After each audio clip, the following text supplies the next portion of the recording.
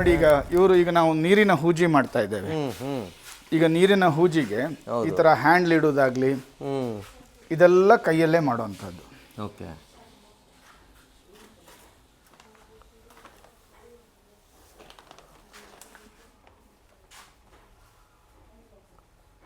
ಇವಾಗ ಅಲ್ಲಿಗೆ ಹ್ಯಾಂಡ್ಲ್ ಬರುತ್ತೆ. ಹೌದು.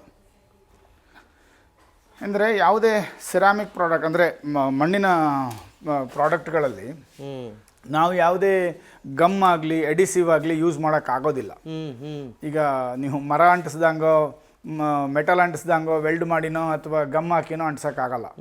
ಏನಿದ್ರು ಮಣ್ಣಿಗೆ ಮಣ್ಣು ಮಾತ್ರ, ಮಣ್ಣು ನೀರು ಮಾತ್ರ. ನೋಡಿ ಈಗ ಅವರು ಯೂಸ್ ಮಾಡ್ತಾ ಇರೋದು ಮಣ್ಣಿಗೆ ಮಣ್ಣು ಜಾಯಿನ್ ಆಗಬೇಕಷ್ಟೇ, ಅದ್ರ ಮಧ್ಯೆ ಏನೂ ಇರಲ್ಲ, ನೀರು ಮಾತ್ರ ಯೂಸ್ ಮಾಡ್ಕೋತೀವಿ ಅಷ್ಟೇ. ಇಡೀ ಹೌದು. ಅದು ಬಿಟ್ಟು ನೀವು ಏನ್ ಮಾಡಿದ್ರು ಕೂಡ ಅದ್ ನಾವು ಸುಡ್ತೀವಲ್ವಾ, ಸುಟ್ಟಾಗ ಅದು ನಿಲ್ಲಲ್ಲ, ಓಪನ್ ಆಗ್ಬಿಡುತ್ತೆ. ತುಂಬಾ ಜನ ಕೇಳ್ತಾರೆ ನೀವು ಯಾಕೆ ಫೆವಿಕಾಲ್ ಹಾಕಿ ಹಚ್ಬೋದಲ್ಲ ಅಂತ. ಫೆವಿಕಾಲ್ ಹಿಡಿಬೇಕಲ್ಲ, ಯಾಕೆ ಅಂತಂದ್ರೆ 900 ಡಿಗ್ರಿ ಸೆಂಟಿಗ್ರೇಡ್ಗೆ ನಾವು ಫೈರ್ ಮಾಡ್ತೇವೆ. ನಿಮ್ಮ ಯಾವ ಇದು ಕೂಡ ನಿಲ್ಲಲ್ಲ, ಈ ತರ ಗಮ್ ಹಾಕಿದ್ರೆ ನಿಲ್ಲಲ್ಲ ಅದರಲ್ಲಿ. ಓಕೆ ಸರ್, ಇದು ನೀವು ಬ್ಲ್ಯಾಕ್ ಕಲರು ಆಮೇಲೆ ರೆಡ್ ಕಲರ್ ಎರಡು ಥರ ಪ್ರಾಡಕ್ಟ್ ನೋಡ್ತಾ ಇದ್ದೀನಿ. ಹೌದು. ಅದೇ ಮಣ್ಣು ಚೇಂಜ್ ಆಗುತ್ತಾ ಏನು? ಇಲ್ಲ ಸರ್, ಈಗ ನಮ್ಮಲ್ಲಿ ಎರಡಕ್ಕೂ ಕೂಡ ಮಣ್ಣು ಒಂದೇ, ರಾ ಮೆಟೀರಿಯಲ್ ಒಂದೇ, ಮಾಡೋ ಪದ್ಧತಿ ಮಡಿಕೆಗೂ ಸೇಮು, ಬ್ಲ್ಯಾಕ್ ಕಲರ್ಗೂ ಸೇಮ್. ಅಂದ್ರೆ ಅದು ಬ್ಲ್ಯಾಕ್ ಕಲರ್ ಮಾಡೋದಕ್ಕೆ ಸ್ಮೋಕ್ ಫೈರಿಂಗ್ ಅಂತ ಹೇಳ್ತೇವೆ ನಾವು. ಅಂದ್ರೆ ಫಸ್ಟ್ ಒಂದ್ಸಲ ನಾವು ಬೇಯಿಸಿದಾಗ ಅದು ಕೆಂಪು ಕಲರೇ ಇರುತ್ತೆ. ಈ ನಾನು ಹೇಳಿದ್ನಲ್ಲ 900 ಡಿಗ್ರಿ ಸೆಂಟಿಗ್ರೇಡ್ ತನಕ ನಾವು ಫೈರ್ ಮಾಡಿದಾಗ ಕೆಂಪು ಕಲರ್ ಇರುತ್ತೆ. ಅದಾದ್ಮೇಲೆ ನಮ್ಗೆ ಯಾವುದು ಕಪ್ಪು ಮಾಡಬೇಕು ಅದನ್ನು ಮತ್ತೆ ನಾವು ಸೌದೆ ಆವಿಗೆಯಲ್ಲಿ ಅಂದ್ರೆ ಫರ್ನೆಸ್ ಅಲ್ಲಿ ಹಾಕಿ ಇನ್ನೊಂದ್ಸಲ ಸುಟ್ಟು ಅದರಲ್ಲಿ ಹೊಗೆ ತುಂಬಿಸ್ತೇವೆ. ಅಂದ್ರೆ ಅವಾಗ ಮತ್ತೆ ಪುನಃ 900 ಡಿಗ್ರಿ ತನಕ ಹೋಗ್ಬೇಕಾದ ಅಗತ್ಯ ಇಲ್ಲ.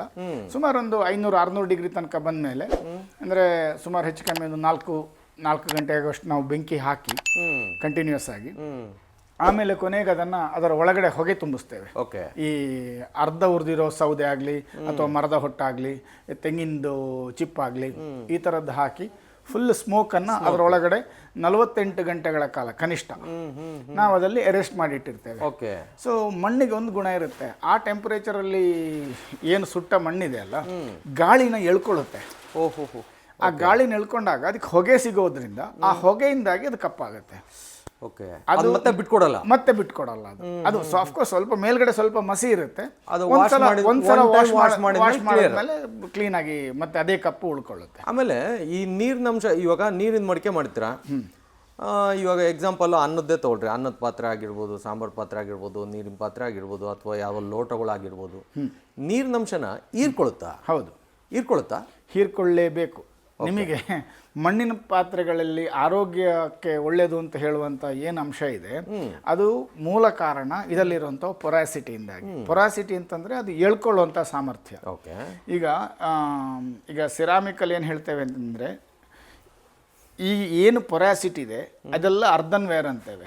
ಅಂದರೆ 900-1000 ಡಿಗ್ರಿ ತನಕ ಪೊರಾಸಿಟಿ ಇರುತ್ತೆ. ಅದಾದಮೇಲೆ 1000 ಡಿಗ್ರಿ ಮೇಲೆ ಹೋಗುವಂಥ ಈಗ ಸೆರಾಮಿಕ್ ಐಟಮ್ ಇರ್ಬೋದು, ಪೋರ್ಸಲಿನ್ ಐಟಮ್ ಇರಬಹುದು, ಇದರಲ್ಲೆಲ್ಲ ಪೊರಾಸಿಟಿ ಕಡಿಮೆ ಆಗ್ತಾ ಬರುತ್ತೆ. ಈಗ ಒಂದ್ಸಲ ಸಾಮಾನ್ಯವಾಗಿ ಈಗ ನಾನು ಬಹಳ ಇದರಲ್ಲಿ ಹೇಳೋದು ಅಂತ ಆದರೆ 1100 ಡಿಗ್ರಿ ಸೆಂಟಿಗ್ರೇಡ್ ದಾಟಿದಂತಹ ಯಾವುದೇ ಪ್ರಾಡಕ್ಟ್ಗಳು ಸೆರಾಮಿಕ್ ಲೆವೆಲಲ್ಲಿ ಪೊರಾಸಿಟಿನ ಕಳ್ಕೊಳ್ಳುತ್ತೆ. ಈಗ ಫಾರ್ ಎಕ್ಸಾಂಪಲ್ ಟೈಲ್ಸ್, ನಿಮ್ಮ ನೆಲಕ್ಕೆ ಹಾಕುವಂಥ ಟೈಲ್ಸ್ ಇದೆ ಅಲ್ವಾ, ಅದರ ಮೂಲ ವಸ್ತು ಮಣ್ಣೇನೆ, ಆದ್ರೆ ಆ ಟೆಂಪರೇಚರ್ಗೆ ಫೈರ್ ಆದ್ಮೇಲೆ ಅದು ನೀರನ್ನ ಎಳ್ಕೊಳ್ಳಲ್ಲ. ಮಣ್ಣಿನ ಪಾತ್ರೆಯಲ್ಲಿ ಈ ನೀರನ್ನ ಎಳ್ಕೊಳ್ಳುವಂತ ಅಂಶ ನಮಗೆ ಬೇಕು. ಯಾಕೆ ಅಂತ ಹೇಳಿದ್ರೆ ಇದರಲ್ಲಿರುವಂತ ಆರೋಗ್ಯದ ಗುಟ್ಟು ಅದೇನೆ. ಈ ಪೊರಾಸಿಟಿಯಿಂದ ಏನಾಗುತ್ತೆ, ಆ ಫುಡ್ಡಲ್ಲಿರುವಂತಹ pH ಲೆವೆಲ್ ಅನ್ನು ಅದು ಬ್ಯಾಲೆನ್ಸ್ ಮಾಡುತ್ತೆ. ಯಾಕೆಂದ್ರೆ ಮೂಲತಃ ಈ ಮಣ್ಣಿನ ಏನು ಪ್ರಾಡಕ್ಟ್ಗಳು ಐಟಮ್ಗಳಿದಾವೆ ಇದು ಆಲ್ಕಲೈನ್ ಅಂದ್ರೆ ಕ್ಷಾರಯುಕ್ತ. ಇದಕ್ಕೆ ನೀವು ಯಾವುದಾದ್ರೂ ಅಸಿಡಿಕ್ ಐಟಮ್ ಅಂದ್ರೆ ಆಮ್ಲಯುಕ್ತ ವಸ್ತುಗಳನ್ನು ಹಾಕಿದಾಗ ಈ ಪೊರಾಸಿಟಿ ಇರೋದ್ರಿಂದ ಅದರ pH ಲೆವೆಲ್ ಅನ್ನ ಬ್ಯಾಲೆನ್ಸ್ ಮಾಡಿ ಕೊಡುತ್ತೆ. ಸೊ ಅದ್ರ ಸಲುವಾಗಿ ಈಗ ತುಂಬ ಜನ ಅಂತಾರೆ ಈ ತರಕಾರಿ ತಿಂದರೆ ನನಗೆ ಗ್ಯಾಸ್ ಆಗುತ್ತೆ ಅಥವಾ ಮತ್ತೊಂದಾಗುತ್ತೆ, ಈ ಥರ ಏನೋ ಒಂದು ಹೇಳಿರ್ತಾರಲ್ವ.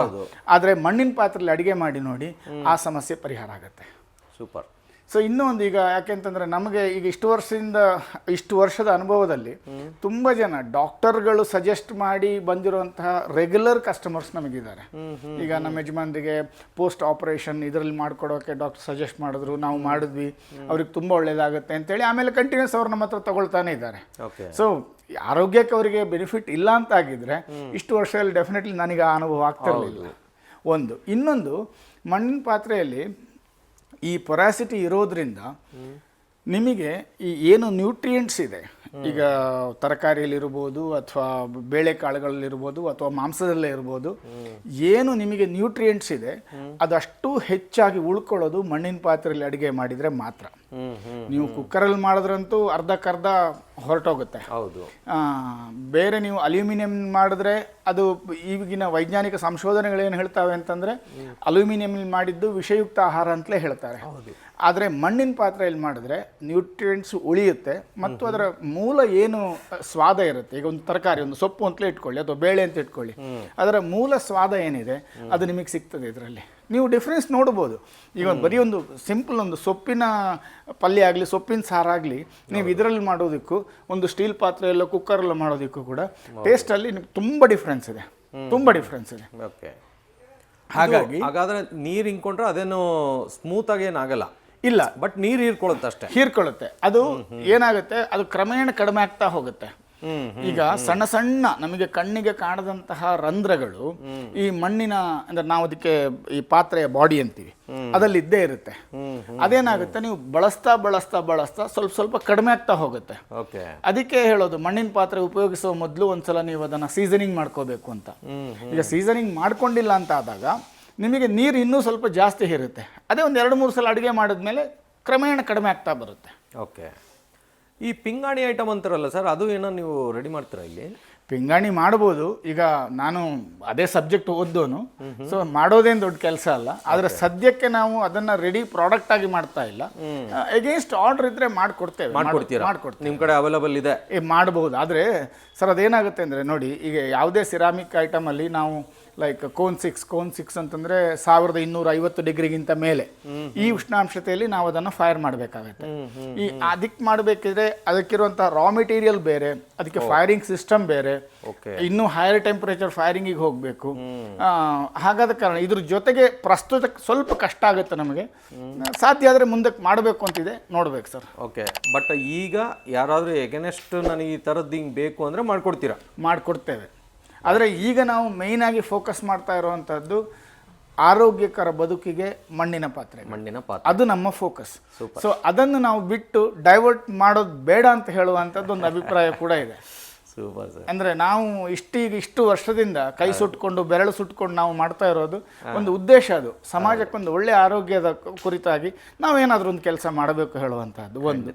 ಇನ್ನೊಂದು, ಇದಕ್ಕೆ ಆರ್ಟಿಸಾನ್ಸ್ ಯಾರಿರ್ತಾರೆ, ಈಗ ಕುಶಲಕರ್ಮಿಗಳು ಯಾರಿರ್ತಾರೆ ಅವರಿಗೊಂದು ಸಪೋರ್ಟ್ ಆಗಬೇಕು. ಅವರಿಗೊಂದು ಬೆಂಬಲ ಸಿಗಬೇಕು. ಸೊ ಈ ಏನು ಕಲೆ ಇದೆ, ಇದೇನು ಏನು ಹೇಳ್ತೇವೆ, ಈ ಟೆಕ್ನಿಕ್ ಇದೆ, ಇದು ನಶಿಸಬಾರ್ದು, ಅದು ಇನ್ನೂ ಮುಂದಕ್ಕೆ ಬರಬೇಕು. ಸೊ ಇನ್ನೊಂದಿಷ್ಟು ಜನರಿಗೆ ಕೆಲಸದ ಅವಕಾಶವೂ ಸಿಗಬೇಕು. ಸೊ ಸಮಾಜಕ್ಕೊಂದು ಒಳ್ಳೆ ಆರೋಗ್ಯ ಸಿಗಬೇಕು. ಇವಿಷ್ಟು ಸದುದ್ದೇಶ ಇಟ್ಕೊಂಡು ನಮ್ಮ ಸಂಸ್ಥೆ ಈ ಕುರಿತಾಗಿ ಕೆಲಸ ಮಾಡ್ತಾ ಇರುವಂಥದ್ದು. Okay sir. ಆಮೇಲೆ ನಿಮ್ಮ ಕಡೆ ಯಾವ್ಯಾವ ಥರ ಪ್ರಾಡಕ್ಟ್ಗಳು ಸಿಗುತ್ತೆ ಅಂತ ಒಂದು ಸ್ವಲ್ಪ ನೋಡ್ಬೋಣ ಸರ್. ಬನ್ನಿ ಸರ್. ಸರ್, ಈಗ ನೀವು ಎಷ್ಟು ವೆರೈಟಿ ಇದೆ ಅಂತ ಕೇಳಿದ್ರಲ್ಲ, ಹೌದು. ಪ್ರಸ್ತುತ ನಮ್ಮ ವೆಬ್ಸೈಟಲ್ಲಿ ಒಂದು 70 ವೆರೈಟಿಗಳನ್ನು ಹಾಕಿದ್ದೇವೆ. ಓಕೆ. ನಮ್ಮ ಹತ್ರ ಈಗ ಕುಕ್ವೇರು ಪ್ಲಸ್ ಸರ್ವ್ವೇರು ಅಂತ ಹೇಳಿ ಹೆಚ್ಚು ಕಡಿಮೆ 200ರ ಮೇಲೆ ವೆರೈಟಿಗಳಿದ್ದಾವೆ ಟೋಟಲ್. ಹಾಂ, ಎಲ್ಲ ಅಡಿಗೆಗೆ ಸಂಬಂಧಪಟ್ಟದ್ದು. ಅದರಲ್ಲಿ ಕುಕ್ಕಿಂಗಿಗೂ ಬಂತು, ಸರ್ವಿಂಗಿಗೂ ಬಂತು. ಓಕೆ. ಪ್ಲಸ್ ಅದು ಆ್ಯಡ್ ಆಗ್ತಾ ಹೋಗುತ್ತೆ. ಈಗ ನೀವೇನೋ ಬರ್ತೀರಾ, ನೀವ್ಯಾರೋ ಶೆಫ್ ಇರ್ತೀರಿ, ನಿಮಗೆ ಯಾವುದೊಂದು ಪರ್ಟಿಕ್ಯುಲರ್ ಶೇಪು ಇಷ್ಟು ಸೈಜ್ ಅಂತ ಹೇಳ್ತೀರಿ, ಅವಾಗ ನಾವು ಅವರಿಗೆ ಡಿಸೈನ್ ಮಾಡಿ ಕೊಡ್ತೀವಿ. ಈ ಥರ ಆ್ಯಡ್ ಆಗ್ತಾ ಹೋಗುತ್ತೆ, ಕಸ್ಟಮೈಸ್ ಮಾಡಿಕೊಂಡು ಆ್ಯಡ್ ಆಗ್ತಾ ಹೋಗುತ್ತೆ. ಸೊ ನೋಡಿ, ಉದಾಹರಣೆಗೆ ಇದು ನೋಡಿ, ಇಲ್ಲಿಂದ ಶುರು, ಇದು 1.5 ಲೀಟರ್ ಹಿಡಿಯುವಂಥದ್ದು. ಇದು ಬ್ಲ್ಯಾಕು, ಇದರಲ್ಲಿ ನಿಮ್ಗೆ ರೆಡ್ಡು ಇದೆ, ಬೇಕೊಂದು ರೆಡ್ಡು ಇದೆ, ಬ್ಲ್ಯಾಕು ಇದೆ. ಓಕೆ. ಸೊ ಇದಕ್ಕೆ ಮುಚ್ಚಳ ಬರುತ್ತೆ. ಸೊ ಈ ಥರ ಶುರು ಆಗುತ್ತೆ. ಓಕೆ. ಸೊ ಅದಾದಮೇಲೆ ನಮಗೆ ನೋಡಿ, ಇದು ಅದರಲ್ಲಿ ಅದೇ ಸೈಜ್ ಅದೇ ಇರುತ್ತೆ, ಆದರೆ ರೌಂಡ್ ಬರುತ್ತೆ, ರೌಂಡ್ ಇದೆ, ಶೇಪ್ ಬೇರೆ ಇರುತ್ತೆ. ಸೊ ಒಬ್ಬೊಬ್ಬರಿಗೆ ಒಂದೊಂದು ಇಷ್ಟ ಆಗುತ್ತೆ. ಹೌದು. ಸೊ ಹೌದು ನೋಡಿ, ಇದು ಇನ್ನೊಂದು ಟೈಪು. ಬಾಂಡ್ಲಿ ಟೈಪ್ ಬಾಂಡ್ಲಿ type. ಇದಕ್ಕೆ ಮುಚ್ಚಳ ಬರುತ್ತೆ. ತುಂಬಾ Okay, ನಾವೇನಾದ್ರೂ ಫ್ರೈ ಮಾಡಬೇಕು ಅಂದ್ರೆ ಅದೆಲ್ಲ ಇದರಲ್ಲೇ ಮಾಡ್ಬೋದು. ಧಾರಾಳ ಮಾಡಬಹುದು. ಇದು ಈ ಏನೋ ಮೆಣಸಿಕಾಯಿ ಬಜ್ಜಿ ಬೋಂಡ ಮಾಡೋದಕ್ಕೆ ಅದಕ್ಕೆಲ್ಲ ಯೂಸ್ ಮಾಡಬಹುದು. ಮಾಡಬಹುದು, ಆದ್ರೆ ನಾನು ಹೇಳದ್ನಲ್ಲ ಇದು ಎಳ್ಕೊಳ್ಳುತ್ತೆ ಅಂತ, ಪೊರಾಸಿಟಿ ಇರೋದ್ರಿಂದ ಹೇಳ್ಕೊಳ್ಳುತ್ತೆ. ಈಗ ನಾವು ಮನೆಗಳಲ್ಲಿ ಏನಾಗುತ್ತೆ, ನಾವು ಡೈಲಿ ಡೀಪ್ ಫ್ರೈ ಮಾಡಲ್ಲ, ಎಲ್ಲೋ ಒನ್ಸ್ ಇನ್ 15 days ಈ ತರ ಮಾಡ್ತೀವಿ. ಆ ತರ ಮಾಡಿದಾಗ ನಿಮಗೆ ಆದಷ್ಟು ಮಣ್ಣಿನ ಪಾತ್ರೆ ಬೇಡ ಅಂತೀನಿ ನಾನು. ಶಾಲೋ ಫ್ರೈಸ್ ಎಲ್ಲ ಯೂಸ್ ಮಾಡಿ, ಅಂದ್ರೆ ಈಗ ಪಲ್ಯ ಮಾಡೋದಿಕ್ಕೆ, ಒಗ್ಗರಣೆ ಮಾಡೋದಿಕ್ಕೆ, ಪಲಾವು, ಬಿರಿಯಾನಿ ಏನ್ ಬೇಕಾದ್ರೂ ಯೂಸ್ ಮಾಡಿ. ಆದಷ್ಟು ಡೀಪ್ ಫ್ರೈ ಬೇಡ ಅಂತ, ಬಜ್ಜಿ ಬೋಂಡ ಟೈಪ್ ಬೇಡ ಅಂತ ನನ್ನ ಸಜೆಷನ್. ರೈಟ್. ಸೊ ಈಗ ಈ ಬಾಂಡ್ಲಿ ಟೈಪ್ ಅಲ್ಲಿ 3 ಸೈಜ್ ಇದಾವೆ ನಮ್ಮ ಹತ್ರ. ಇದು ಮೀಡಿಯಂ ಸೈಜು, ಈಗ ಇದಕ್ಕಿಂತ ಸಣ್ಣದು ಇದೆ, ಇದಕ್ಕಿಂತ ದೊಡ್ಡದು ಇದೆ ನೋಡಿ. ಇದು ಇದಕ್ಕಿಂತ ದೊಡ್ಡದು, ಸ್ವಲ್ಪ ದೊಡ್ಡದು. ಸೊ ಇದಲ್ದಲೆ ಸಣ್ಣ ಟೈಪು ಇದೆ, ತೋರಿಸ್ತೇನೆ. ಅಲ್ಲಿದೆ ಮೇಲೆ. ಹಾ, ಕರೆಕ್ಟ್. ಹಾ, ಹೌದು ಆ ಥರದ್ದಿದೆ. ಸೊ ಈ ಥರ ತುಂಬ ವೆರೈಟಿಗಳಿದ್ದಾವೆ. ಇದಾದ್ಮೇಲೆ ನೋಡಿ, ಇದು ಇನ್ನೊಂದು ಸೈಜು, ನಿಮಗೆ ಪಲಾವು, ಬಿರಿಯಾನಿ ಮಾಡೋ ಟೈಪು. ಆಲ್ಮೋಸ್ಟ್ ಅಲ್ಲೆಲ್ಲ ಸಖತ್ ಗಟ್ಟಿ ಇದೆಯಲ್ಲ. ಹೌದು ಸರ್, ನಾವು ಅಷ್ಟು ಟೆಂಪರೇಚರ್ಗೆ ಫೈರ್ ಮಾಡ್ತೇವೆ ಸರ್. ಸಖತ್ ಗಟ್ಟಿ ಇದೆ, ಅಷ್ಟು ಸುಲಭವೂ ಹೊಡಿಯಲ್ಲ. ಆಮೇಲೆ ನಮ್ದು ಇನ್ನೊಂದಿದೆ ಸರ್, ನಮ್ಮ ಯಾವುದೇ ಅಡುಗೆ ಪಾತ್ರೆಗಳಿಗೆ ಪರ್ಚೇಸ್ ಮಾಡಿದ್ಮೇಲೆ 5 ದಿವಸದ ವಾರಂಟಿ ಇದೆ. ನಿಮಗೆ ಅಡಿಗೆ ಮಾಡುವಾಗ ಏನಾದರೂ ಚಿಪ್ಔಟ್ ಆಯಿತು, ಕ್ರ್ಯಾಕ್ ಆಯಿತು ಅಂತಾದರೆ 5 ದಿವಸ, 5 ದಿವಸದಲ್ಲಿ ನೀವು ಎಷ್ಟು ಸಲ ಬೇಕಾದ್ರೂ ಬಳಸ್ಕೊಳ್ಳಿ, ಪರವಾಗಿಲ್ಲ. ಏನಾದರೂ ಆಯಿತು ಅಂತ ಆದರೆ, ಡ್ಯಾಮೇಜ್ ಆಯಿತು ಅಂದರೆ ಕಂಪ್ನಿ ನಿಮಗೆ ಫ್ರೀ ರೀಪ್ಲೇಸ್ಮೆಂಟ್ ಕೊಡ್ತೇವೆ. ಸೂಪರ್. ಅದರಲ್ಲಿ ಒಂದು ಕಂಡೀಷನ್ ಇದೆ, ಒಂದು ಅವರು ನಮ್ಮ ಹತ್ರದಿಂದ ಬಂದು ಕಲೆಕ್ಟ್ ಮಾಡಿಸ್ಕೋಬೇಕು, ಯಾರನ್ನ ಕಳಿಸಿ, ಇಲ್ಲ ಅಂದರೆ ಟ್ರಾನ್ಸ್ಪೋರ್ಟೇಷನ್ ಚಾರ್ಜ್ ಮಾಡ್ಕೋಬೇಕು. ಟ್ರಾನ್ಸ್ಪೋರ್ಟೇಷನ್ ಚಾರ್ಜ್ 99% ಬರಲ್ಲ, ಆಲ್ಮೋಸ್ಟ್ ಅಲ್ಲಿ ನೀವೆಲ್ಲ ಚೆಕ್ ಮಾಡಿ ಕೊಡ್ತೀರಾ. 2% ಬರುತ್ತೆ ಸರ್. ನಾನೀಗ ಇಷ್ಟು ವರ್ಷದ ಅನುಭವದಲ್ಲಿ ನಾನು ಹೇಳೋದಾದ್ರೆ 2% ಬರುತ್ತೆ, 100ರಲ್ಲಿ 2. ಅಂದ್ರೆ ನೋಡಿ ಸರ್, ನಾವು ಕೂಡ ಏನು ದೇವರಲ್ಲ. ಹೌದು. ಮತ್ತೆ ನ್ಯಾಚುರಲ್ ಪ್ರಾಡಕ್ಟ್ ಇಂದ, ಐ ಮೀನ್ ಇಟ್ಸ್ ನ್ಯಾಚುರಲಿ ಸಿಗುವಂತ ಅವೈಲೇಬಲ್ ಪ್ರಾಡಕ್ಟ್ ಇಂದ ಮಾಡುವಂತದ್ದು. ಸಣ್ಣ ಪುಟ್ಟ ತಪ್ಪುಗಳು ನಮ್ಮ ಕಡೆಯಿಂದಲೂ ಆಗ್ಲೂಬಹುದು, ಆಗಲ್ಲ ಅಂತ ನನ್ನ ವಾದ ಅಲ್ಲ. ಆದ್ರೆ ಇನ್ನೊಂದು ಬಳಸುವ ಕ್ರಮದಿಂದಲೂ ಕೂಡ ಹೊಡಿಬಹುದು. ಏನೇ ಇರಲಿ 5 ದಿವಸ ನಾವು ವ್ಯಾರಂಟಿ ಕೊಡ್ತೇವೆ. Right, super. Okay sir, next product sir. ನೋಡಿ ಸರ್, ಈ ಥರದ್ದಿದೆ, ಪಲ್ಯ ಗಿಲ್ಯ ಮಾಡೋ ಟೈಪಲ್ಲಿ. ಓಕೆ, ನೋಡಿ ಅದ್ರ ಪಲ್ಯ ಮಾಡೋ ಥರ. ಹೌದು ನೋಡಿ, ಈ ಥರ ಅದೇ ಥರ ಗುಂಡಿಗೆ ರೌಂಡಿಗಿರುವಂಥದ್ದಿದೆ. ಸಾಂಬಾರು ಮಾಡೋದು, ಇದು ಸಾಂಬಾರು ಮಾಡ್ಬೋದು, ಮುದ್ದೆ ಮಾಡ್ಬೋದು, ತಿರುಗಿಸ್ಕೋಬೋದು ಮುದ್ದೆಯಲ್ಲಿ. ಸೊ ಆಮೇಲೆ ಎತ್ತರದ್ದು ಬೇಕು ಅಂದ್ರೆ ನೋಡಿ, ಈ ಥರ ಎತ್ತರದ್ದಿದೆ. ಈ ಥರ ಅಡುಗೆಗೆ ಸಂಬಂಧಪಟ್ಟದ್ದೇ ನಮ್ಮ ಹತ್ರ ಒಂದು ಸುಮಾರು 80 ವೆರೈಟಿ ಇದಾವೆ ಸರ್. ಇವೆಲ್ಲ ಮುಚ್ಚಳಗಳು ಅಲ್ಲ ಸರ್, ಇದು ತವಾ, ಚಪಾತಿ, ರೊಟ್ಟಿ, ಪುಲ್ಕ, ಶಾಲೋ ಫ್ರೈಸು, ಈ ಥರದ್ದು ಮಾಡುವಂಥದ್ದು. ಈ ತವಾ ಫ್ರೈ ಮಾಡುವಂಥದ್ದು. ಮತ್ತು ಇದರಲ್ಲಿ ಇನ್ನೊಂದು ಓಡ್ ದೋಸೆ ಅಂತ ಮಾಡ್ತೇವೆ ನಾವು. ಅಂದರೆ ಅಕ್ಕಿ ಹಿಟ್ಟಲ್ಲೇನೆ ಮಧ್ಯ ದಪ್ಪ ಇರುತ್ತೆ, ಸೈಡ್ ತೆಳ್ಳಗಿರುತ್ತೆ. ಅಂದರೆ ಮಧ್ಯ ಸ್ವಲ್ಪ ಮೆತ್ತಗಿರುತ್ತೆ, ಸೈಡ್ ಎಲ್ಲ ಕ್ರಿಸ್ಪಿ ಇರುತ್ತೆ. ಆ ಥರ ದೋಸೆ ಮಾಡ್ತೇವೆ. ಅಂದರೆ ದೋಸೆ ನಮ್ಗೆ ಹಚ್ಚೋಕ್ಕಾಗಲ್ಲ, ಹುಯ್ಯೋ ಥರದ್ದೆಲ್ಲ ಮಾಡೋಕ್ಕಾಗತ್ತೆ. ಮತ್ತು ರೊಟ್ಟಿ, ಚಪಾತಿ, ಪುಲ್ಕಲ್ಲ ಸೂಪರ್ ಆಗಿರುತ್ತೆ. ಹೌದು, ಸೂಪರ್. ಗ್ಯಾಸ್ ಸ್ಟವ್ನಲ್ಲೂ ಸುಡ್ಕೊಬೋದು. ಗ್ಯಾಸ್ ಇದೆಲ್ಲವೂ ಕೂಡ ಗ್ಯಾಸ್ ಸ್ಟವ್, ಮೈಕ್ರೋವೇವ್, OTG ಇಷ್ಟರಲ್ಲೂ ಯೂಸ್ ಮಾಡ್ಬೋದು. ಸೂಪರ್. ಆದರೆ ಒಂದೇನು ಅಂತಂದರೆ, ನೀವು ಒಂದೇ ಸಲ ಬೆಂಕಿ ಜಾಸ್ತಿ ಇಡಬಾರ್ದು. ಅಂದರೆ ಬೀಯಿಂಗ್ ಎ ನ್ಯಾಚುರಲ್ ಪ್ರಾಡಕ್ಟು, ಆ ಥರ್ಮಲ್ ಶಾಕನ್ನು ತಡ್ಕೊಳ್ಳಲ್ಲ ಅದು. ಥರ್ಮಲ್ ಶಾಕ್ ಆಗಬಾರ್ದು. ಈಗ ಒಂದೇ ಸಲಕ್ಕೆ ಫುಲ್ ಹೀಟ್ ಇಡೋದು, ಅಥವಾ ಫುಲ್ ಕಾದಿದ್ದಕ್ಕೆ ನೀವು ನೀರೋ ಎಣ್ಣೆನೋ ಹುಯ್ಯೋದು, ಆ ಥರ ಮಾಡಬಾರ್ದು. ಎಲ್ಲವೂ ಗ್ರಾಜುವಲಿ ಆಗಬೇಕು. ಈಗ ಸೇಮ್ ಗ್ಲಾಸ್ ಥರ ಸರ್, ಈಗ ನೀವು ಗ್ಲಾಸಿಗೆ, ಫುಲ್ ಕಾದ ಗ್ಲಾಸಿಗೆ ಒಂದು ಹನಿ ನೀರು ಹಾಕಿ ಟಳ್ಳಂತ ಸೀಳ್ಬಿಡುತ್ತೆ. ಸೇಮ್ ಅದೇ ಥರ. ಸೇಮ್ ಇದೆ ಥರ. ಹೌದು, ಸ್ವಲ್ಪ ಹುಷಾರಿರ್ಬೇಕು, ನಿಧಾನದಿಂದ ಶುರು ಮಾಡ್ಕೋಬೇಕು. ಆ ಥರ ಮಾಡ್ಕೊಂಡು ನಿಮ್ಗೆ ಏನೂ ಆಗೋದಿಲ್ಲ ಸರ್. ಓಕೆ. ಸೊ ಅದೇನೇನು ನಾವು ಪರ್ಚೇಸ್ ಮಾಡೋ ನಾವು ಹೇಳ್ತೇವೆ ಅವರಿಗೆ, ಎಲ್ಲ ಡೈರೆಕ್ಷನ್ ನಾವು ಕೊಡ್ತೀರಾ? ಪರ್ಚೇಸಿಗೆ ಬಂದಾಗ ಹೇಳ್ತೀರಾ ಏನು ಮಾಡಬೇಕು, ಯಾವ ಅಥವಾ ನಮ್ಮ ವೆಬ್ಸೈಟ್ ಅಲ್ಲೂ ಡೀಟೇಲ್ಗಳಿದಾವೆ. ರೈಟ್. ಅದನ್ನ ಈಗ ಇಲ್ಲಿ ಬರೋದಿದ್ದರು ನಮ್ಮ ವೆಬ್ಸೈಟ್ ನೋಡೋರಿಗೆ ಕೂಡ ಡೀಟೇಲ್ಗಳು ಸಿಗ್ತವೆ. ಓಕೆ. ನೋಡಿ, ಈ ತರ ಬೇರೆ ಬೇರೆ ಶೇಪ್ಗಳು ನೋಡ್ತೀವಿ. ಕಿಚನ್ಗೆ ಸಂಬಂಧಪಟ್ಟಿದ್ದು ಎಲ್ಲ ಕಿಚನ್ಗೆ ಸಂಬಂಧ, ದೇವ್ರ ಮನೆಗೆ ಸಂಬಂಧಪಟ್ಟಿದ್ದು ಏನಾದರೂ ದೀಪಗಳು ಇಲ್ಲ, ಆ ಥರ ಕಡಿಮೆ ಸರ್ ನಾವು ಮಾಡೋದು. ಅದು ಕಡಿಮೆ. ಅಗೇನ್ಸ್ಟ್ ಆರ್ಡರ್ ಮಾಡ್ತೇವೆ, ಮಾಡಲ್ಲ ಅಂತಲ್ಲ. ಈಗ ಕಿಚನ್ಗೆ ಸಂಬಂಧಪಟ್ಟ ಜಾಸ್ತಿ ಮಾಡ್ತೇವೆ. ಓಕೆ. ನೋಡಿ, ಈ ತರ ನೀರಿನ ಜಗ್ಗು. ಬಂದೆ ಸರ್. ನೋಡಿ ಸರ್, ಈ ತರ ನೀರಿನ ಜಗ್ಗು, ಈಗ ನೀರಿನ ಕಂಟೈನರ್ ದೊಡ್ಡದು. ಸೂಪರ್ ಅಲ್ಲ ಸರ್? ತೋರಿಸಿ ಸರ್. ಈಗ ಮುಚ್ಚಳನೂ ಕೊಡ್ತೇವೆ. ತುಂಬ ಬ್ಯೂಟಿಫುಲ್ ಆಗಿದೆ ಸರ್. Very cute sir. ತುಂಬ ಚೆನ್ನಾಗಿದೆ. ಎಷ್ಟು ಲೀಟ್ರ್ ಹಿಡಿಯುತ್ತೆ ಸರ್? ಇದು 1.25 ಲೀಟರ್ ಹಿಡಿಯುತ್ತೆ ಸರ್. ತುಂಬ ಚೆನ್ನಾಗಿದೆ. ಆರಾಮಾಗಿ ಮನೆಗಳಲ್ಲಿ ಹೌದು, ಡೈನಿಂಗ್ ಟೇಬಲ್ ಮೇಲೆ ಆರಾಮಾಗಿ ಇದರಲ್ಲಿ ತುಂಬಿಸಿ ಇಟ್ಕೊಂಡು ಆ ನೆಮ್ಮದಿನೇ ಬೇರೆ. ಸೂಪರ್. ಈಗ ನೋಡಿ ಮೊಸರು ಹೆಪ್ಪ ಹಾಕೋದಕ್ಕಿರುವಂಥ ಪಾತ್ರೆಗಳು ಅರ್ಧ ಲೀಟರ್ ಹಿಡಿಯುತ್ತೆ ಸರ್. ಇದರಲ್ಲಿ ಕೆಂಪು ಇದೆಲ್ಲ ಎಷ್ಟಾಗುತ್ತೆ ಸರ್ ಕಾಸ್ಟ್ ಎಲ್ಲ? ಇದರ MR ಬ್ಲ್ಯಾಕಲ್ಲಾದರೆ ನಾವು ಕೆಂಪಿಗಿಂತ 100 ರೂಪಾಯಿ ಜಾಸ್ತಿ ಇರುತ್ತೆ. ಬ್ಲ್ಯಾಕ್ ಜಾಸ್ತಿ ಇರುತ್ತೆ, ಯಾಕಂದ್ರೆ ನಾನು ಹೇಳಿದ್ನಲ್ಲ ಪ್ರೋಸೆಸ್ ಸ್ವಲ್ಪ ಎಕ್ಸ್ಟ್ರಾ ಬರುತ್ತೆ. Okay sir, process okay, but ನಾವು ಯೂಸ್ ಮಾಡೋದ್ರಲ್ಲಿ ಏನೋ ಡಿಫ್ರೆನ್ಸ್ ಆಗುತ್ತೆ? ಮೀನ್ಸ್ ಏನಾದರೂ ಕ್ವಾಲಿಟಿ ಆಗಿರ್ಬೋದು? ಎರಡು ಕೆಂಪಾದ್ರೂ ಸೇಮೆ, ಬ್ಲ್ಯಾಕ್ ಆದರೆ ಇದು 2 ಸಲ ಸುಟ್ಟಿರೋದ್ರಿಂದ ಸ್ವಲ್ಪ ಈ ಯಾರು ಗ್ರಾಹಕರಿಗೆ ಒಂದಿಷ್ಟು ಸ್ವಲ್ಪ ಧೈರ್ಯ ಜಾಸ್ತಿ ಬರುತ್ತೆ. 2 ಸಲ ಬೆಂಕಿಗೆ ಹೋಗಿರುತ್ತೆ, ಸೊ ಏನಾದರೂ ಡ್ಯಾಮೇಜ್ ಇದ್ರೆ ಡ್ಯಾಮೇಜ್ ಬರಲ್ಲ ಹೇಳುವಂತ ಒಂದು ಧೈರ್ಯ ಇರುತ್ತೆ. ಇನ್ನೊಂದು, ಈ ಅಡಿಗೆ ಮಾಡುವಾಗ ಏನಾಗುತ್ತೆ, ನೀವು ಕೆಂಪು ಪಾತ್ರೆಯಲ್ಲಿ ಈ ತಳಭಾಗ ಕಪ್ಪಾಗುತ್ತೆ. ಹೌದು, ಒಂದು 2-3 ಸಲ ಯೂಸ್ ಮಾಡಿದಾಗ ಒಳಗೆ ಮತ್ತು ತಳಭಾಗ ಕಪ್ಪಾಗುತ್ತೆ. ಪಾತ್ರೆ ಸ್ವಲ್ಪ ಹಳೇದು ಅಂತ ಅನ್ಸುತ್ತೆ. ಅದೇ ನೀವು ಕಪ್ಪಲ್ಲಾದ್ರೆ ನೀವು ತೊಳಿತಾ ಹೊಸದಾಗೇನೆ ಇರುತ್ತೆ, ಅದು ನಿಮ್ಗೆ ಹಳೇದು ಅಂತ ಅನ್ಸಲ್ಲ. ಅಂದ್ರೆ ನಿಮ್ ಸಜೆಷನ್ ಇವಾಗ ಏನು ಪಾತ್ರೆ ಒಲೆ ಮೇಲೆ ಇಡೋ ಅಂತವು ಆದ್ರೆ ಬ್ಲಾಕ್ ಹೋದ್ರೆ ಬೆಸ್ಟ್. ಹೌದು, ಈ ನೀರಿನ ಜಗ್ಗು ಇಂಥವು ಲೋಟಗಳು ಈ ತರದಾದ್ರೆ ನಾರ್ಮಲ್ ಆಗಿ ಕೆಂಪುದ್ ಮಾಡಿದ್ರು ಸಾಕು. ಈಗ ನಮ್ಮ ಹತ್ರ 11 ನೀವು ಒಳಗಡೆ ನೋಡಿದ್ರಲ್ಲ, ಆ ಹ್ಯಾಂಡ್ಲ್ ಇಡ್ತಾ ಇದ್ರಲ್ಲ, ಅದು 11 ಲೀಟರ್ ಹಿಡಿಯುವಂತ ನೀರಿನ ಇದು. ಒಂದು ಫ್ಯಾಮಿಲಿಗೆ, ಗಂಡ ಹೆಂಡತಿ 2 ಮಕ್ಕಳು ಫ್ಯಾಮಿಲಿಗೆ ಅಷ್ಟು ದೊಡ್ಡದು ನೀರಿನ ಒಂದು ಕಂಟೈನರ್ ಬೇಕಾಗುತ್ತೆ. Super sir. ಸೊ ಅದು ವಿತ್ ಟ್ಯಾಪ್ ಕೊಡ್ತೇವೆ, ವಿದೌಟ್ ಟ್ಯಾಪು ಇದೆ. ಸೊ ಆ ಥರ ತುಂಬ ಲೋಟಗಳು ಬರುತ್ತೆ ಸರ್. ಏನು ಸರ್? ಲೋಟ ಬರುತ್ತೆ ಸರ್. ಅಂದರೆ ಲೋಟಗಳಲ್ಲಿ ನೋಡಿ, ಒಂದು ಈ ಟೈಪ್ ಬರುತ್ತೆ ನೋಡಿ, ಇದು 400 ml ಹಿಡಿಯುತ್ತೆ. ಓಕೆ, ಎಷ್ಟಾಗುತ್ತೆ ಸರ್ ಇದೆಲ್ಲ ರೇಟ್? ಸೊ ಇದು ಸಾಮಾನ್ಯ ನಾವೀಗ ಒಂದನ್ನಾಗಿ ಸೇಲ್ ಮಾಡೋದಂತ 100 ರೂಪಾಯಿಗೆಲ್ಲ ಕೊಡ್ತೇವೆ ಸರ್. ಒಂದು? ಹೌದು, ಒಂದು. ಓಕೆ, ಇದರಲ್ಲಿ ಟೀ ಕಪ್ಸ್ ಏನೋ ಸಿಗುತ್ತೆ ಸರ್? ಸಿಗುತ್ತೆ ಸರ್. ಅದೇ ನಾನು ಹೇಳಿದ್ನಲ್ಲ, ಬಲ್ಕ್ ಪ್ರೊಡಕ್ಷನ್ ಅಂತ ಹೇಳಿದ್ನಲ್ಲ. ನೋಡಿ, ಫಾರ್ ಎಕ್ಸಾಂಪಲ್ ನೋಡಿ, ಇದು ನಿಮಗೆ 90 ml ಹಿಡಿಯುವಂಥದ್ದು. ಓಕೆ, ಈಗ ಯೂಸ್ ಆ್ಯಂಡ್ ಥ್ರೋ ಟೈಪಲ್ಲಿ. ಇದು 125 ml. ವಾಷಬಲ್ ಸಿಗಲ್ಲ ಇದರಲ್ಲಿ? ವಾಷಬಲ್ ಮಾಡ್ಕೋಬಹುದು. ಈಗ ನಾವು ಸ್ವಂತ ಯೂಸ್ ಮಾಡೋದು ಅಂತಾರೆ, ವಾಶ್ ಮಾಡ್ಕೊಂಡು ಯೂಸ್ ಮಾಡ್ಬೋದು. ಬಟ್ ಈಗ ಕೆಫೆಗಳಲ್ಲಿ, ಹೋಟೆಲ್ಗಳಲ್ಲಿ ಏನ್ ಮಾಡ್ತಾರೆ, ಅಲ್ಲಂದ್ರೆ ಕೊಡ್ತಾರೆ, ಬಿಸಾಕ್ತಾರೆ. ಸೊ ಇದೇನಾಗುತ್ತೆ ನಮಗೆ, ನಾನು ಅವಾಗ ಹೇಳಿದ್ನಲ್ಲ, ಬಲ್ಕ್ ಪ್ರೊಡಕ್ಷನ್ ಅಲ್ಲಿ ಬರುವಂತ ಪ್ರಾಡಕ್ಟ್. ಬಟ್ ನಮ್ಮ ಮನೆಗೆ ಏನಾದ್ರು ತಗೊಂಡೋದ್ರೆ ಇನ್ ಕೇಸು ಟೀ ಕುಡಿದ್ಮೇಲೆ ಮಾಮೂಲಾಗಿ ಸ್ಟೀಲ್ ಲೋಟ ಹೆಂಗ್ ತೊಳಿತೀವೋ ಸೇವ್ ಮಾಡ್ಕೊಬಹುದು. ನೋಡಿ, ಇದು 300 ml. ಓಕೆ, ಇದು 125 ml. ಇದ್ರ ಮಧ್ಯೆ 200 ml ಇದೆ ನಮ್ಮ ಹತ್ರ. ಅಂದ್ರೆ ಇದು ನಾನು ಹೇಳದ್ನಲ್ಲ, ನಮ್ಮಲ್ಲಿ 2-3 ವಿಭಾಗಗಳಿದಾವೆ.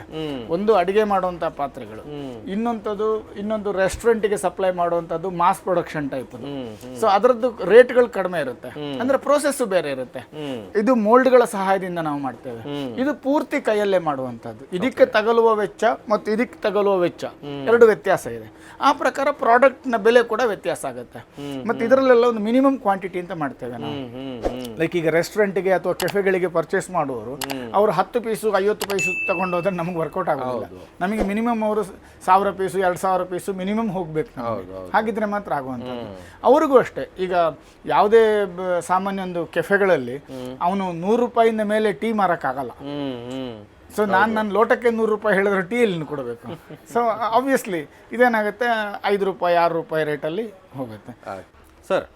ಇವಾಗ ನೀವು ಕೆಲವೊಂದೆಲ್ಲ ರೇಟ್ಸ್ ಹೇಳಿದ್ರಿ, ಬಟ್ ನನಗೆ ಗೊತ್ತಿದ್ದಂಗೆ ಮಾರ್ಕೆಟ್ನಲ್ಲಿ ರೋಡ್ ಸೈಡ್ನಲ್ಲೆಲ್ಲ ಇಟ್ಕೊಂಡಿರ್ತಾರೆ. ನಾನು ಸುಮಾರು ಸತಿ ಕೇಳಿದ್ದೀನಿ, ಆಮೇಲೆ ಮನೆಗೂ ತೊಗೊಂಡೋಗಿದ್ದೀನಿ ನಾವು ಐಟಮ್ನ. ಸೊ ಅಲ್ಲೆಲ್ಲ ತುಂಬ ಕಡಿಮೆ ಅನ್ನಿಸ್ತು, ಬಟ್ ನಿಮ್ಮದೊಂದು ಸ್ವಲ್ಪ ರೇಟ್ ಜಾಸ್ತಿ ಅನ್ನಿಸ್ತದೆ. ಏನು ಹೇಳ್ಬೋದು ಸರ್, ಏನಕ್ಕೋಸ್ಕರ ನಿಮ್ಮದು ಜಾಸ್ತಿ ಆಗುತ್ತೆ? ಇದು ಬಹಳ ಕಾಮನ್ ಕ್ವಶನ್ ನನಗೆ, ತುಂಬ ಜನ ಇದನ್ನು ಕೇಳ್ತಾರೆ ಸರ್. ಅದರಲ್ಲಿ ಒಂದು ಏನಂತ, ನೀವು ಇಷ್ಟೆಲ್ಲ ಈಗ ಪ್ರೋಸೆಸ್ ನೋಡಿದಿರಲ್ವಾ, ಈ ಪ್ರೋಸೆಸ್ಸಿಂದಾಗಿ ನಮಗೆ ಇನ್ವಾಲ್ವ್ ಆಗುವಂಥ ಕಾಸ್ಟು ಅಂದರೆ ಲೇಬರು, ಅದರಿಂದಾಗಿ ಕಾಸ್ಟು ಇದು ಜಾಸ್ತಿ ಆಗುತ್ತೆ. Point number 1. ಪಾಯಿಂಟ್ ನಂಬರ್ 2, ಒಂದು ಸಂಸ್ಥೆಯಾಗಿ ನಡೆಸುವುದಕ್ಕೂ ಒಂದು ಕುಟುಂಬ ವ್ಯಾಪ್ತಿಯಲ್ಲಿ ನಡೆಸುವುದಕ್ಕೂ ತುಂಬ ವ್ಯತ್ಯಾಸ ಇದೆ. ಈಗ ನಮಗೂ ಕೂಡ ನಾವು ಇನ್ಕಮ್ ಟ್ಯಾಕ್ಸಿಂದ ಹಿಡಿದದ್ದು, GSTಯಿಂದ ಹಿಡಿದದ್ದು, ಒಂದು ಕಂಪನಿ ರಿಜಿಸ್ಟ್ರೇಷನಿಂದ ಹಿಡಿದದ್ದು ಎಲ್ಲವನ್ನು ನಾವು ಮಾಡಬೇಕು. ಅದರ ಕಾಸ್ಟು ಇನ್ವಾಲ್ವ್ ಆಗುತ್ತೆ. ಈಗ ನಿಮಗೆ ಕೂತಲ್ಲಿಗೆ ಸಿಗಬೇಕು ಅಂತಾದರೆ ನಮ್ಮ ವೆಬ್ಸೈಟ್ ಆಗಲಿ ಅಥವಾ ಬಾಕಿದ್ದ ವ್ಯವಸ್ಥೆಗಳಾಗಲಿ, ಇವತ್ತಿನ ಏನು ಹೇಳ್ತೇವೆ ಪ್ರಚಾರಕ್ಕೋಸ್ಕರ ನಾವೇನೇನು ಮಾಡ್ತೇವೆ ಅಂದರೆ ಈ ನಮ್ಮ ಪ್ರಾಡಕ್ಟ್ಗಳ ಬಗ್ಗೆ, ಅದೆಲ್ಲವೂ ಕೂಡ ಈ ಪ್ರಾಡಕ್ಟ್ನ ಕಾಸ್ಟಲ್ಲೇ ಆಗಬೇಕು ನಮಗೆ. ಸೊ ಇದರಿಂದಾಗಿ ಜಾಸ್ತಿ ಆಗೋದು ಒಂದು. ಇನ್ನೊಂದು ಬಹುಮುಖ್ಯ ಕಾರಣ ಏನು ಅಂತಂದರೆ ಈ ಕ್ವಾಲಿಟಿಯಿಂದಾಗಿ.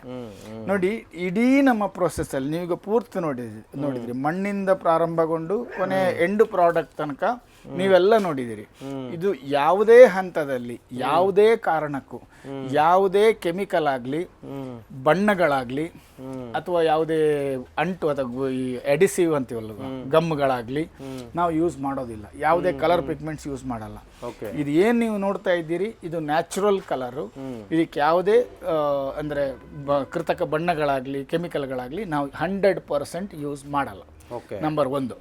ಇದು ಕಡಿಮೆ ಮಾಡೋದಕ್ಕೋಸ್ಕರ, ಅಂದರೆ ಪ್ರೈಸ್ ಕಡಿಮೆ ಮಾಡೋದಕ್ಕೋಸ್ಕರ ಏನಾಗುತ್ತೆ ಅಂದರೆ ಈ ಕಲರ್ಗೋಸ್ಕರ ಎಲ್ಲರೂ ಅಂತ ನಾನು ಹೇಳಲ್ಲ, ಸಾಕಷ್ಟು ಜನ ಅದನ್ನು ಮಾಡ್ತಾರೆ. ಅದು ಆ್ಯಕ್ಚುಲಿ ಮಾಡಬಾರ್ದು. ಈಗ ರೆಡ್ ಆಕ್ಸೈಡ್ ಕೋಟಿಂಗ್ ಮಾಡೋದು, ಈಗ ನೀವು ರೋಡ್ ಸೈಡಲ್ಲಿ ನೋಡಿದ್ರೆ ಫುಲ್ ಕೆಂಪಿಗೆ ಕಾಣಿಸುತ್ತೆ, ಅದಕ್ಕೇನೋ ಒಂದು ಅಪ್ಲೈ ಮಾಡಿರ್ತಾರೆ ಅಂತ ಅಷ್ಟೇ ನಿಮ್ಗೆ ಗೊತ್ತಾಗುತ್ತೆ. ಒಂದು ಕಲರ್ಗೂ ಇದು ಮಾಡ್ತಾರೆ, ಅಥವಾ ಈ ರೆಡ್ ಆಕ್ಸೈಡನ್ನು ಮಿಕ್ಸ್ ಮಾಡೋವಂಥ ಪದ್ಧತಿ ಇದ್ದಾವೆ. ಈ ಥರದ್ದೆಲ್ಲ ತುಂಬ ಜನ ಮಾಡ್ತಾರೆ. ಅದೇನಾಗುತ್ತೆ, ನಿಮಗೆ ಹೈ ಟೆಂಪರೇಚರ್ ಫೈರಿಂಗ್ ಆಗದೇ ಇದ್ದಾಗ ನಿಮಗೆ ನ್ಯಾಚುರಲಿ ಒಳ್ಳೆ ಕಲರ್ ಬರಲ್ಲ. ಆವಾಗ ಅವರು ಈ ಥರ ಆರ್ಟಿಫಿಷಿಯಲ್ ಕಲರನ್ನು ಯೂಸ್ ಮಾಡ್ತಾರೆ. ಅದು ಆರೋಗ್ಯಕ್ಕೆ ತುಂಬ ಹಾನಿ. ಅದಕ್ಕಿಂತಲೂ ಜಾಸ್ತಿ ಅವರಿಗೆ ಈ ಫೈರಿಂಗಲ್ಲಿ ಈಗ ನಾವೇನು ಬೇಯಿಸ್ತೇವೆ, ಈ ಬೇಯಿಸುವ ಖರ್ಚು ಅರ್ಧಕ್ಕರ್ಧ ಉಳಿಯುತ್ತೆ. ಸೊ ಅದರಿಂದಾಗಿ ಕಡಿಮೆ ರೇಟಿಗೆ ಕೊಡೋಕ್ಕಾಗತ್ತೆ ಅವರಿಗೆ. ಅದೇ ನನ್ನ ಪಾಯಿಂಟ್ ನಾನು ಅದನ್ನೇ ಹೇಳ್ತೇನೆ.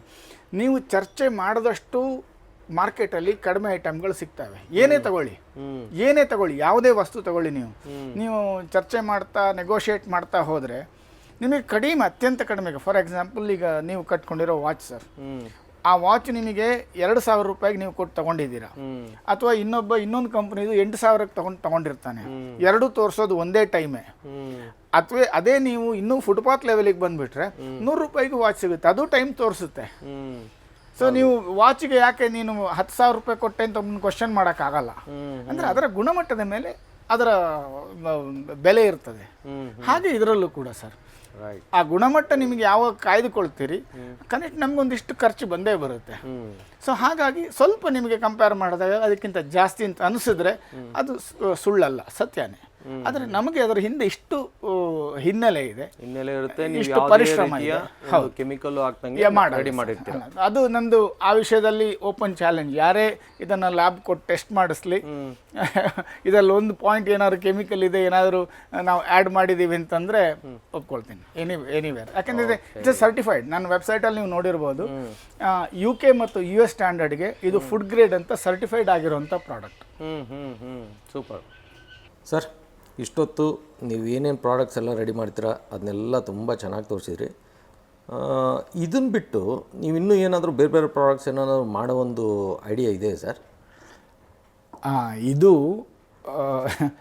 ಈ ಪ್ರಾಡಕ್ಟ್ಗಳು ಶುರುವಾದದ್ದು, ಅಂದರೆ ಕಮರ್ಷಿಯಲಿ ಇದನ್ನು ಪ್ರೊಡಕ್ಷನ್ ಲೆವೆಲಿಗೆ ತಂದದ್ದು ನಾನು ಇತ್ತೀಚೆಗೆ ಒಂದು 10 ವರ್ಷದಿಂದ. ಓಕೆ. ಅದರ ಮೊದಲು ನನ್ನ ಹಿನ್ನೆಲೆ ಬೇರೆ ಇದೆ. ನಾನು ಬೇಸಿಕಲಿ ನನ್ನ ಕ್ವಾಲಿಫಿಕೇಷನ್ ಬಂದು ಫೈನ್ ಆರ್ಟ್ಸಲ್ಲಿ ನಾನು ಗ್ರ್ಯಾಜುಯೇಷನ್ ಮಾಡಿರೋದು. ಹೈಯರ್ ಸ್ಟಡೀಸ್ ಮಾಡಿರೋದು ಸಿರಾಮಿಕ್ಸಲ್ಲಿ. ಸೊ ಪ್ರಾರಂಭದ ದಿನಗಳಲ್ಲಿ ನಾನು ಮಾಡಿದ್ದು ಮ್ಯೂರಲ್ಸ್ ಅಂತೇವೆ. ಮ್ಯೂರಲ್ಸ್ ಅಂದರೆ ಈ ಕಟ್ಟಡಗಳಿಗೆ ಎಕ್ಸ್ಟೀರಿಯರ್ ಇರ್ಬೋದು, ಇಂಟೀರಿಯರ್ ಇರ್ಬೋದು ಮಾಡುವಂಥ ಒಂದು ಕಲಾ ಮಾಧ್ಯಮ ಅದು. ಓಕೆ. ಅದನ್ನು ನಾನು ಮಣ್ಣಲ್ಲಿ ಪ್ರಾರಂಭ ಮಾಡಿದ್ದು. ಅಂದರೆ ನಂದು ಮ್ಯೂರಲ್ ಹೇಳುವಂಥದ್ದು ಸಬ್ಜೆಕ್ಟು ಸ್ಪೆಷಲೈಸೇಷನ್ ಸಬ್ಜೆಕ್ಟ್ ಆಗಿತ್ತು. ಅದರಲ್ಲಿ ಈ ಮಣ್ಣು ಮತ್ತು ಸಿರಾಮಿಕ್ಸ್ ಮೀಡಿಯಾದಲ್ಲಿ ನಾನು ಮ್ಯೂರಲ್ಸ್ಗಳು ಮಾಡ್ತಾ ಇದ್ದೆ. ಅಂದರೆ ಈ ಮ್ಯೂರಲ್ಸ್ಗಳು ಏನಾಗುತ್ತೆ ಅಂತಂದರೆ ಇಟ್ಸ್ ಆಲ್ ಕಸ್ಟಮೈಸ್ಡ್. ಈಗ ನಿಮಗೆ ಯಾವ ಕಾನ್ಸೆಪ್ಟಲ್ಲಿ ಬೇಕು ಆ ಕಾನ್ಸೆಪ್ಟಲ್ಲಿ ನಾವು ಡ್ರಾಯಿಂಗ್ ಮಾಡಿ ಅದು ಅಪ್ರೂವಲ್ ತಗೊಂಡು ಆಮೇಲೆ ನಾವು ಮಾಡಿ ನಿಮ್ಮ ಸೈಟಲ್ಲಿ ಅದನ್ನು ಇನ್ಸ್ಟಾಲ್ ಮಾಡ್ತೇವೆ. ಓಕೆ. ಇದು purely it is kind of an art work. ಈಗ ನಮ್ಮ ಯಾವುದೋ ಒಂದು ಇದಕ್ಕಿರುವಂಥದ್ದಲ್ಲ, ಈಗ ಏನು ಹೇಳ್ತೇವೆ ನಿತ್ಯ ಬಳಕೆಗೆ ಯೂಸ್ ಮಾಡುವಂಥದ್ದಲ್ಲ, ಒಂದು ಆಲಂಕಾರಿಕ ವಸ್ತು, ಒಂದು ಆಲಂಕಾರಿಕವಾದ ಕಲಾ ಮಾಧ್ಯಮ ಅಂತ ಹೇಳ್ಬೋದು. ಅದೊಂದು it's kind of an art, mural art ಅಂತೇವೆ ಅದಕ್ಕೆ. ಸೊ ನಾನು ಆ ವಿಭಾಗದಲ್ಲಿ ನನ್ನ ವಿದ್ಯಾಭ್ಯಾಸ ಆಗಿರೋದ್ರಿಂದ ಮ್ಯೂರಲ್ಸನ್ನು ಮಣ್ಣಲ್ಲಿ ಮಾಡೋಕ್ಕೆ ಪ್ರಾರಂಭ ಮಾಡಿದೆ ನಾನು. ಜೊತೆಗೆ ಈ ಪಾಟ್ರಿ ಅಂದರೆ ಈ ಕುಂಬಾರ ಕಲೆ ಏನಿದೆ ಅದನ್ನು ನಾನು ಕಲಿಯೋಕ್ಕೆ ಶುರು ಮಾಡಿದೆ. ಓಕೆ. ಸೊ ಹಾಗೆ ಕುಂಬಾರಿಕೆನೂ ಮಾಡ್ತಾ ಇದ್ದೆ, ಈ ಮ್ಯೂರಲ್ಸ್ಗಳನ್ನು ಮಾಡ್ತಾ ಇದ್ದೆ. ಓಕೆ. ಈ ಮ್ಯೂರಲ್ಸ್ಗಳನ್ನೇ ಮಾಡ್ತಾ ಒಂದು ಹಂತದಲ್ಲಿ ಏನಾಯಿತು, ನಾನು ಈ ಪಾಟ್ರಿಯನ್ನು ಕಲಿತಾ ಮಾಡ್ತಾ ಇರೋದ್ರಿಂದ ನನಗೆ ಇದರ ನಿತ್ಯ ಉಪಯೋಗ, ಯಾಕಂದರೆ ಈಗ ನಾವು ಅಡುಗೆ ಮಾಡುವ ಪಾತ್ರೆಗಳನ್ನು ಯಾಕೆ ಮಾಡಬಾರ್ದು ಹೇಳುವಂತಹ ಒಂದು ಆಲೋಚನೆ ಬಂದು ಆ ಕುರಿತಾಗಿ ನಾನು ಕೆಲಸ ಮಾಡೋಕ್ಕೆ ಶುರು ಮಾಡಿದೆ. ಹಾಗಾಗಿ ಈಗ ಎರಡೂ ನಡೀತಾ ಇದೆ. ಈಗ ಮ್ಯೂರಲ್ಸು ಮಾಡ್ತಾ ಇದ್ದೇವೆ ನಾವು, ಅದ್ರ ಜೊತೆಗೆ ಇದು ಮಾಡ್ತಾ ಇದ್ದೇವೆ. ಇನ್ ಕೇಸ್ ಏನೋ ಹೊಸ ಬಿಲ್ಡಿಂಗ್ ಕಟ್ತಿದ್ದಾರೆ ಅಂತಂದರೆ ಅವ್ರು ನಿಮಗೆ ಅದನ್ನ ಆರ್ಡರ್ ಕೊಡ್ಬೋದು. ಖಂಡಿತ. ನಿಮಗೆ ಯಾವ ಥರ ನಿಮಗೆ ಶೇಪ್ ಬೇಕು, ಯಾವ ಥರ ಡಿಸೈನ್ ಬೇಕು ಅನ್ನೋದನ್ನ ನೀವು ಹೇಳಿದರೆ ಅದೇ ಥರ ಮಾಡ್ಕೊಡ್ತೀವಿ. ಹೌದು ಹೌದು. ಸೂಪರ್. ಅಂದರೆ ಅದರಲ್ಲಿ ಏನಾಗುತ್ತೆ ಅಂತಂದರೆ ನೋಡಿ ಸರ್, ಈಗ ನಿಮಗೆ ಕೊಟ್ಟಿರೋ ಡಿಸೈನು ಇನ್ನೊಬ್ಬರಿಗೆ ಇಷ್ಟ ಆಗಲ್ಲ, ಅಥವಾ ಅವರಿಗೆ ಬೇರೇನೋ ಅದಕ್ಕಿಂತ ಬೇರೇನೋ ಬೇಕಿತ್ತು, ವಿಭಿನ್ನವಾಗದ್ದು ಬೇಕಿರ್ತದೆ. ಸೊ ಅದನ್ನು ಮಾಡಿಕೊಡ್ತೇವೆ. ಸೊ ಅಂದರೆ ಫಸ್ಟಿಗೆ ನಾವು ಆ ಬಿಲ್ಡಿಂಗನ್ನು ನೋಡಿ ಎಷ್ಟು ಜಾಗ ಇದೆ, ಎಷ್ಟು ದೂರದಿಂದ ನೋಡ್ಬೋದು, ಹೇಗಿದ್ದರೆ ಇದು ಚೆನ್ನಾಗಿರುತ್ತೆ ಹೇಳೋದನ್ನು ನಾವು ಗಮನಿಸಿ ಅದಕ್ಕೆ ಸರಿಯಾದಂತಹ ಡ್ರಾಯಿಂಗ್ ಮಾಡಿ ಆ ಡ್ರಾಯಿಂಗನ್ನು ಅವ್ರಿಗೆ ತೋರಿಸಿ ಅಪ್ರೂವ್ ಮಾಡಿದ್ಮೇಲೆ ಮಾಡ್ತೇವೆ. ಈಗ ನೋಡಿ, ಈಗ ಸದ್ಯಕ್ಕೆ ಈಗ ಒಂದು ಪ್ರಾಜೆಕ್ಟ್ ನಡೀತಾ ಇದೆ ನಮ್ಮದು, ಈ ಶ್ರೀ ರವಿಶಂಕರ್ ಗುರೂಜಿ ಅವರಿದ್ದಾರಲ್ಲ, ಅವರ ಆಶ್ರಮಕ್ಕೊಂದು ನಡೀತಾ ಇದೆ. ಸೊ ಹಾಗೆ ಹಲವು ಕಂಪನಿಗಳಿಗೆ ಮಾಡಿದ್ದೇನೆ, ಹಲವು ಮನೆಗಳಿಗೆ ಮಾಡಿದ್ದೇನೆ. ಸೊ ತುಂಬ ಕಡೆ ನಡೀತಾ ಇದೆ. ನಮಗೊಂದು ಅನುಕೂಲ ಅಂದರೆ ನೋಡಿ ಸರ್, ಈಗ ಈ ಪಾಟ್ರಿಯನ್ನು ಮಾತ್ರ ನಂಬ್ಕೊಂಡ್ರೆ ಒಂದು ಇಂಡಸ್ಟ್ರಿಯಾಗಿ ಮಾಡಬೇಕು, ಅದನ್ನು ಲಾಭದಾಯಕ ಉದ್ಯಮ ಮಾಡಬೇಕು ಅಂತ ನಮ್ಮ ಇಷ್ಟ ಇರುವುದು ಹೌದು, ಆದರೆ ಅದು ಅಷ್ಟು ಸುಲಭ ಸಾಧ್ಯ ಅಲ್ಲ. ಯಾಕೆಂತಂದರೆ ತುಂಬ ಚಾಲೆಂಜಸ್ಗಳಿದ್ದಾವೆ ಇದರಲ್ಲಿ. ಮತ್ತು ಪ್ರಾಫಿಟ್ ಮಾರ್ಜಿನ್ ತುಂಬ ಕಡಿಮೆ ಇದರಲ್ಲಿ, ತುಂಬ ನಷ್ಟ ಆಗುತ್ತೆ, ಸುಮಾರು ಡ್ಯಾಮೇಜ್ ಬರುತ್ತೆ, ಸುಮಾರು ಈ ಥರದ ಕಷ್ಟ ನಷ್ಟಗಳಿರೋದ್ರಿಂದ ಅದನ್ನೇನು ಪೂರ್ತಿ ನಂಬ್ಕೊಂಡು ನಾವು ಮಾಡೋಕ್ಕಾಗಲ್ಲ. ಸೊ ಈ ಥರ ಮ್ಯೂರಲ್ಗಳು ಅದ್ರ ಜೊತೆಗೆ ಮಾಡ್ತಾ ಇದ್ದಾಗ ಸ್ವಲ್ಪ ನಮಗೆ ಅನುಕೂಲ ಆಗ್ತದೆ, ಬ್ಯಾಲೆನ್ಸ್ ಆಗುತ್ತೆ. ಲಾಸ್ ಆದರೂ ಅಲ್ಲಿ ಕವರ್ ಆಗುತ್ತೆ. ಹಾಂ, ಆ ಥರದ ಇದು ನಡೀತಾ ಇದೆ ನಮ್ಮಲ್ಲಿ. ರೈಟ್ ಸರ್, ನಿಮ್ಮ ಇಷ್ಟೆಲ್ಲ ಮಾಹಿತಿಗೆ ನಾನು ತುಂಬ ಧನ್ಯವಾದನ ಹೇಳ್ತೀನಿ. ಯಾಕಂದರೆ ಇಷ್ಟೆಲ್ಲ ಬ್ಯುಸಿ ಶೆಡ್ಯೂಲಲ್ಲಿ ನೀವು ಇಷ್ಟೊಂದೆಲ್ಲ ಮಾಹಿತಿ ಕೊಟ್ಟಿದ್ದೀರಾ. ನಿಮ್ಮ ಉದ್ಯಮ ಇನ್ನೂ ದೊಡ್ಡದಾಗಿ ಬೆಳೀಲಿ ಅಂತೇಳ್ಬಿಟ್ಟು ನಾನು ಆಶಿಸ್ತೇನೆ. ಧನ್ಯವಾದಗಳು ಸರ್. ಸರ್, ನಮಗೂ ಒಂದು ಅವಕಾಶ ಸಿಕ್ಕಿದೆ ನಿಮ್ಮ ಮೂಲಕವಾಗಿ. ನಿಮ್ಮ ವೀಕ್ಷಕರನ್ನು ನಾನು ಭೇಟಿ ಮಾಡುವಾಗಿದೆ. ಸೊ ಇದರಿಂದಾಗಿ ಏನಾಗುತ್ತೆ ಅಂದರೆ ನನಗೊಬ್ಬನಿಗೂ ಮಾತ್ರ ಅಲ್ಲ, ಸಮಾಜಕ್ಕೂ ಒಂದು ಒಳ್ಳೆಯ ಸಂದೇಶ ಹೋದಾಗ ಆಗ್ತದೆ. ಇದರಲ್ಲಿರುವಂತಹ ನಿಮ್ಮ ಪರಿಶ್ರಮ, ನಿಮ್ಮ ಸಮಯ, ಇದಕ್ಕಾಗಿ ಅನಂತ ಧನ್ಯವಾದಗಳು. ಅದ್ರ ಜೊತೆಗೆ ಈ ಕುರಿತಾಗಿ ಯಾರಿಗಾದರೂ ಏನಾದರೂ ಆಸಕ್ತಿ ಇದ್ದಲ್ಲಿ, ಅಥವಾ ಇಂಥದನ್ನು ಕಲಿಬೇಕು, ಅಥವಾ ನನಗೆ ಡಿಸ್ಟ್ರಿಬ್ಯೂಷನ್ಶಿಪ್ ತಗೋಬೇಕು, ಅಥವಾ ಈ ಥರ ಯಾವುದೇ ಇರ್ಬೋದು, ಏನಾರಿದ್ದರೆ ದಯವಿಟ್ಟು ನನಗೆ ಫೋನ್ ಮಾಡಿ ಅಥವಾ ಮೆಸೇಜ್ ಮಾಡಿ. ನಾನು ನಿಮಗೆ ಸಮಯ ಇದ್ದಾಗ ಖಂಡಿತವಾಗಲೂ ನನಗೆ ಗೊತ್ತಿರೋ ಮಾಹಿತಿಯನ್ನು ನಿಮ್ಮ ಜೊತೆಗೆ ಹಂಚಿಕೊಳ್ಳೋದಕ್ಕೆ ನನಗೆ ತುಂಬ ಸಂತೋಷ. Any time please. Thank you very much. ಧನ್ಯವಾದಗಳು.